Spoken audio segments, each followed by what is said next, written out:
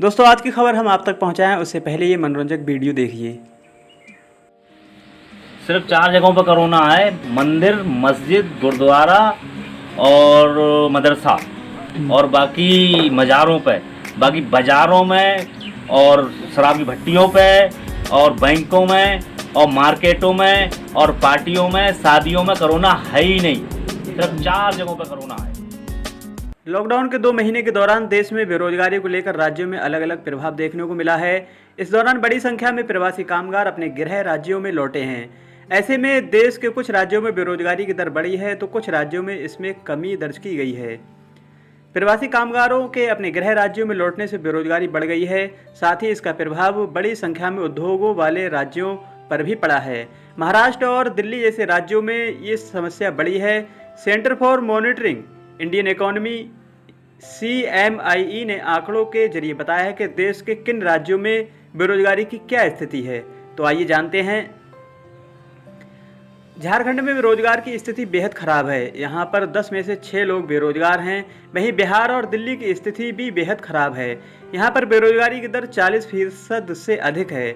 सभी बड़े राज्यों में उच्च बेरोजगारी है। ये दर पिछले साल की अपेक्षा काफ़ी अधिक है और इसका संबंध लॉकडाउन के कारण अर्थव्यवस्था को लगे हालिया झटके से है। इसके अतिरिक्त अन्य बड़े राज्यों में मई के दौरान बेरोजगारी की दर 20 से 40% रही है। यह आंकड़ा फरवरी 2020 और यहां तक कि मई 2019 से भी अधिक है। पंजाब में सर्वाधिक तेजी देखी गई है। इसके बाद तेलंगाना और मध्य प्रदेश जैसे राज्यों का नंबर आता है।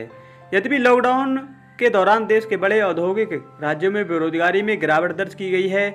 यह उन राज्यों से प्रवासियों के जाने के कारण हो सकता है जो उन राज्यों के जॉब मार्केट का हिस्सा थे। तमिलनाडु में अप्रैल के बाद से काफ़ी गिरावट देखी गई है। इसके बाद उड़ीसा में 14.2%, कर्नाटक में 9.4% और हरियाणा में 7.5% की गिरावट दर्ज की गई है।